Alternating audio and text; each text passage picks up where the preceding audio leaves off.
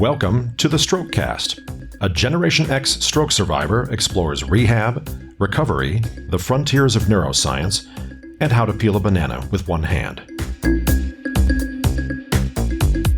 Hello, I'm Bill Monroe, and welcome to episode 151 of the Strokecast. This week's episode is brought to you by the fine folks at Modus Nova. To find out if Modus Nova can help you recover the use of a stroke-affected limb, visit strokecast.com/Modus Nova. And by the fine folks at Like-Minded. To find out if this program can help you live your best post-stroke life, visit strokecast.com/like-minded. Today is going to be a bit of a solo episode. I got some sad news yesterday that impacts our community, and so I wanted to talk about it. On the Noggins and Neurons podcast, Deb Battistella, one of the co-hosts, announced that her co-host had passed away on January 8th after a brief illness. Her co-host was author, researcher, physical therapist, blogger, and great friend to the stroke survivor community, Peter G. Levine. He is best known as the author of Stronger After Stroke, one of the best stroke recovery books that's out there, and one of the first ones that many people recommend new survivors read. I had the privilege of interviewing Pete just over a year ago, and I'm actually really sorry I never got to meet him in person because it was a really fun conversation. What I really enjoyed about talking with Pete was he is so down to earth and was just so enthusiastic for the work and for his support of the stroke community. And I was also thrilled because Pete really was a celebrity in stroke world because he has produced such accessible scientific work and work that has direct and practical implications for stroke recovery, while at the same time being very science focused. And I mean, his energy and enthusiasm was just there, whether he's talking about his background as how his background as a musician informed his approach to care, to how he and his colleagues just challenged other conventions and how he continued to challenge things like a lot of the snake oil that's out there to really just make sure that stroke survivors get the best care possible that can actually help them drive their recovery. I mean, yeah, I certainly consider Peter one of the more famous folks in stroke world because of his book and because of his work. When I scheduled the interview with him, I wasn't quite fanboying all over him. I managed to keep all of that in check. But when I initially reached out and I just sent the email to him inviting him to be on the show, I figured maybe this will go to an assistant or somebody else, and probably is not going to have time to appear on this little show and talk about his work. But Pete responded personally and enthusiastically, and he did, and he appeared on the show, and we had a great chat. I also would end up interacting with him in some of the other online support groups on Facebook. The fact is, he stayed very close to this community. I mean, he was always working to engage with us as individuals. And there's a lot to unpack there. I think one of the things is that if you are a creator, whether you are running your own blog or YouTube channel or whatever, and there are people in this world that you want to reach out to share with your audience, to share their work with your audience and to connect with them, go ahead and reach out, send them the message. I mean, the worst that can happen is they say no, but the best that can happen is that they say yes. And that you're able to start a relationship with just some really incredible people. So it's an important thing of not letting yourself be intimidated into not even asking the question. And when I did have him on, it was just such a great conversation. You can actually go ahead and listen to that at strokecast.com/stronger-after-stroke. As I said, I mean, some of the things I really liked about Pete's work and his approach was the things he talked about were just simple. And when we're talking about stroke recovery, a lot of what we're working on and a lot of the things that we need to do are the simple things. The exercises we do as part of a home exercise program or an inpatient program or an outpatient program or wherever they are not complex. You know, it's certain steps, it's reaches, it's grasping, maybe it's moving an empty pill bottle from one place to another, whatever it is. These things are simple. And Pete continued to advocate these simple things. He was also a strong advocate. I mean, it wasn't just that, oh yeah, this is some cool stuff. It was just, he had this strong enthusiasm for what he was advocating, for the approaches he was suggesting people take, and for the ability of survivors to recover, to get better, to be stronger after stroke. One of the key therapeutic approaches that Pete adopted and that Pete was, again, a big proponent of was constraint-induced therapy, which, again, encourages you to use the affected limb. The way constraint-induced therapy works is that in a supervised context, what you would do, for example, if you are left side affected, as I am, what they would do is actually prevent you from using your right hand or your right arm and force you to do everything with your affected side. And by doing that, that stresses the brain in a good way and drives the neuroplastic change that can ultimately rebuild those connections within the brain to enable and empower that recovery. And there's a lot of research around constraint-induced therapy and, you know, various modifications of it. And Pete was a strong proponent of constraint-induced therapy. He was also a strong proponent of science-backed therapy and fought against unproven scam-like therapies. Pete was certainly not one to endorse people going out to these unapproved stem cell labs and whatever that's out there that people are trying to, you know, extract tens of thousands of dollars from survivors for therapies that are not yet proven to be effective. And Pete was pushing back against that stuff. And that was so important because we need that voice. We need that voice within our community and informing us in our community because there are so many people out there who just are seeing dollar signs in offering false hope to people and in hoping to just extract money from desperate survivors who just want to get better.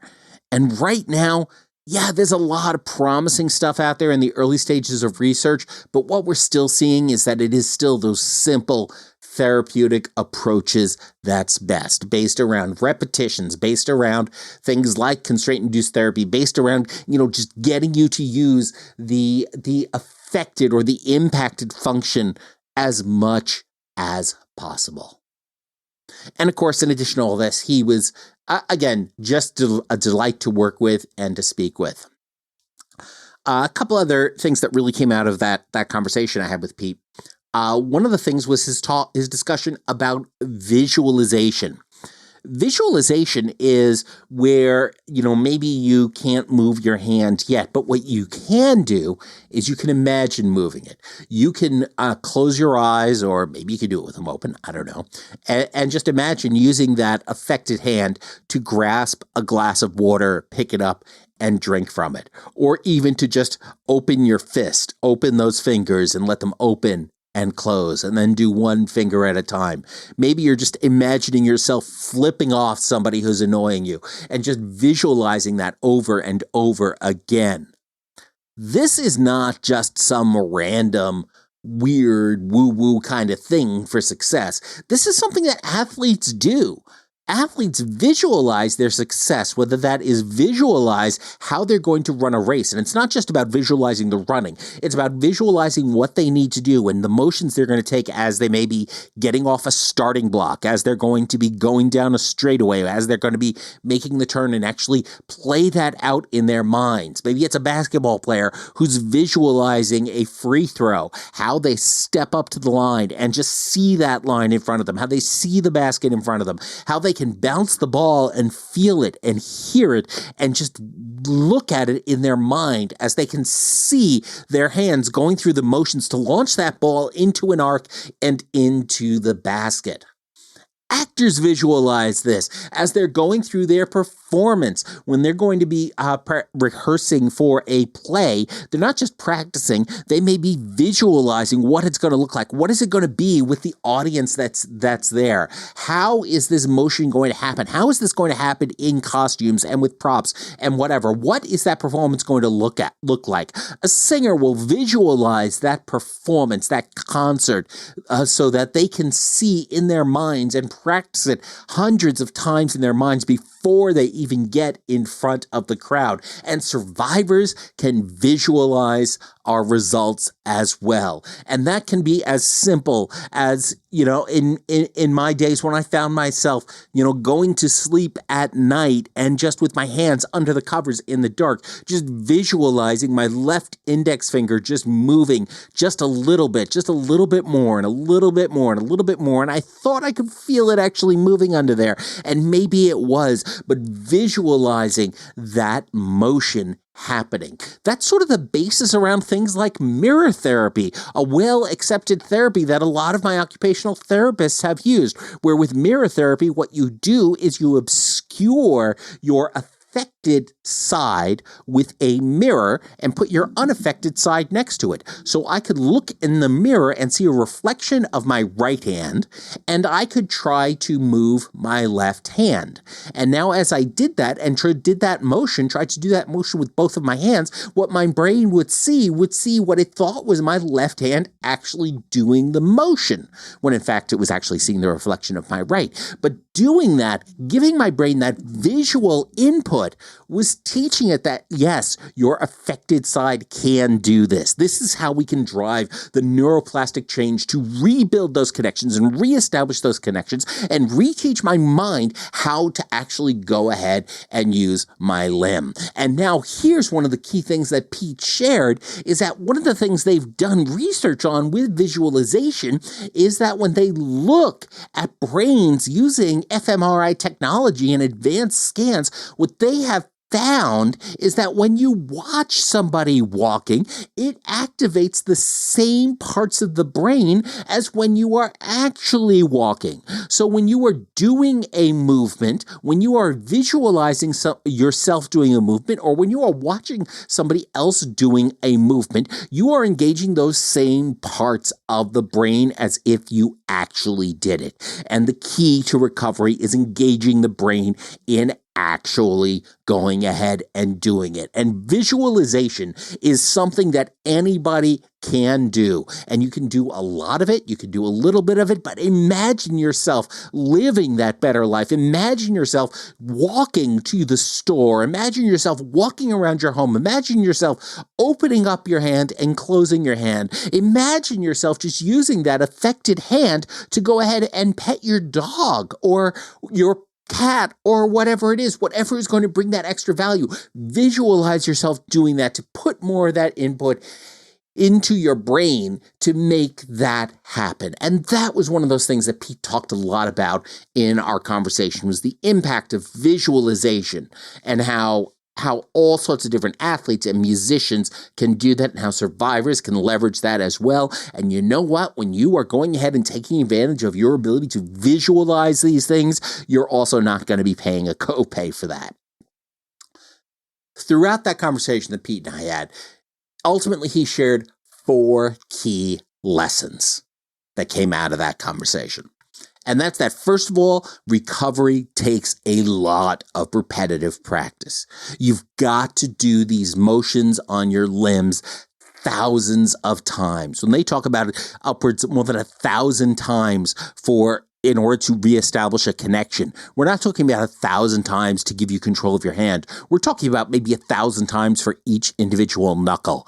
And then you've got to string those together. So it's going to take thousands and tens of thousands of repetitions to get there. But each one of those repetitions gets us a little bit further down that path. Lesson number 2 was that recovery takes a lot of visualization, and I've already gone off on visualization, so I don't need to belabor that point here. Number 3 was don't expect miracles. And that's so important. There aren't miracles here. What there are, lots of hard work. And lots of things that we're going to have to do. Lots of hard work to make it happen and to ultimately make it happen. It's not going to happen overnight. There's not going to be a shortcut cure for doing this. It may have gone away all in a flash, but it's not going to come back in a flash. And that's disappointing, but it also gives us a path forward. And the final lesson he had was don't let the perfect be the enemy of the good. Sometimes it's very easy to get frustrated when we're not walking smoothly, or if I can't elegantly flip a light switch with my fingers and I end up just sort of turning the lights on or off with my entire fist. You know what? It doesn't have to be perfect. You don't want to be so focused on getting everything perfectly right that you lose sight of getting it good enough to get on with your life and to get done the things that you need to get done. Important lessons from Peter G. Levine, author of Stronger After Stroke, and lots of things that we can go ahead and continue to live with. And that brings us to our hack of the week. But first, I want to talk about our sponsor, Modus Nova. Modus Nova makes the Modus hand and the Modus foot. These are AI-controlled, air-powered robotic exoskeletons that help us get in the repetitions that we need to restore function to our limbs, to help us get to that point where we can use those limbs again. The way they work is with sensors in there that can adjust how much assistance or resistance the devices provide while we play video games on the included touchscreen display. So we can go ahead and play those games on there, do those motions with our hand or our foot that are designed to give us that ability, that are designed to help us get that ability back and to work on that and to get in those repetitions. If you'd like to find out if Modus Nova can potentially help you recover the use of a stroke-affected limb, visit strokecast.com/Modus Nova. And now back to our hack of the week. I've talked about this before, and I don't recall if I talked about it as a hack or if it was just as part of a general conversation on the show. But when it comes to doing things like flipping a light switch, opening a door, turning a doorknob, closing a drawer, whatever, try to do it with your affected limb. Try to do it with an affected hand 3 times. Just 3 times. And do that every time. If you can't flip that switch after 3 times, it's okay. Use your unaffected side and get on with your life. Next time you come to that room and need to flip that switch, try it with your affected side again. 3 times. If you can't do it, use your unaffected side. There are a couple of reasons for this. First of all, you need to try it with your affected side, even if it doesn't work yet. Even if that means that using your affected side, so for example, I'm left side affected, so if my left hand doesn't work, maybe that means I can move that switch with a fist. Maybe I can't. Maybe what I need to do is use my right hand, which does work, to physically move my left hand over to that switch to flip that switch. Whatever. It can be ugly. It doesn't have to be perfect. We don't want to let the perfect be the enemy of the good, but we want to keep trying these things, because when we try these things, we're reminding our brain that yes, we do have our affected side is still there, and it needs to be put to work, and it needs to be doing these things, because by doing these things, that is how recovery can be possible. Not guaranteed, but possible. The more repetitions we get in, the more it will drive our recovery. At the same time, stop after 3 times you're not able to do it and could just get on with your life. Because one of the problems with not being able to do things is that we get frustrated that we're not able to do things. And it really eats away at our mental health and our well-being, and we do not need that. So limit yourself to 3 times, because when you limit yourself to 3 times, you could say, oh, I tried it 3 times, it didn't work. Great, I'll just go back to the other way of doing it, get it done, and move on with my life. And that prevents us from getting frustrated, prevents us from spiraling down into this path of self-hate where we just get angry with ourselves and our lives and with what we're able to do. And the thing is, we can do so much if we don't let ourselves get dragged down into that mire. So try something 3 times and then use your unaffected side to get it done. And then try it again and again and again. And just make that the pattern. And one day, you'll find yourself that you're flipping that light switch on the first try. And now before we wrap up, I just want to share a word from our other sponsor, Like-Minded. Like-Minded is a nonprofit membership group created by Jane Connolly of Heal the Brain with Jane fame. Like-Minded offers classes, online classes by stroke survivors, PTs, OTs, doctors, all sorts of professionals, and just strong supporters of the community to help you with skills, whether that's going to be things like learning to tell your story or working through hand exercises or just functioning as a support group. So there's lots of resources there. And they are held throughout the week. If you're not able to attend a session, that's fine, because if you're a member, you can get access to recorded versions of those sessions as well as a private text messaging group to get the support that you need and deserve. To find out if Like-Minded is going to be a good fit for you, go ahead and check out strokecast.com/like-minded. So, as I wrap up this episode, and it's a very different episode, obviously, a few things I want you to do going forward. And first of all, go ahead and visit nogginsandneurons.com and check out the show notes for the latest episode of that podcast. There's a link on there where you can actually upload your memories and your feelings and your thoughts on Pete and his work and the impact it may have had on your life. And I'm going to include a link to that in the show notes for this episode, where you can actually go ahead and share your own thoughts of the impact of Pete's work. Pick up a copy of Pete's book and check out his website. The book, of course, is Stronger After Stroke, and you can find links to that over in the show notes for this episode. It's strokecast.com/rememberingpete.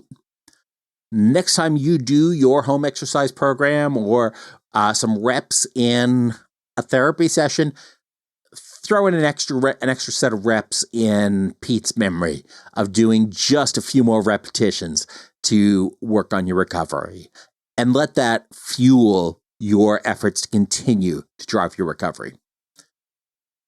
And of course, as always, don't get best, get better. Thanks a lot. And thank you, Pete, for your work. As a result of it, thousands of us are now, and thousands more will be, stronger after stroke. I'm Bill Monroe, and I'll talk to you soon.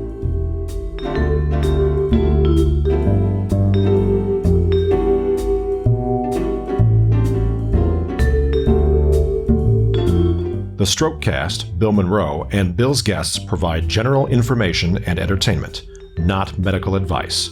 Please do not make any changes to your treatment plan or the execution of your treatment plan without first consulting your personal doctor or medical team.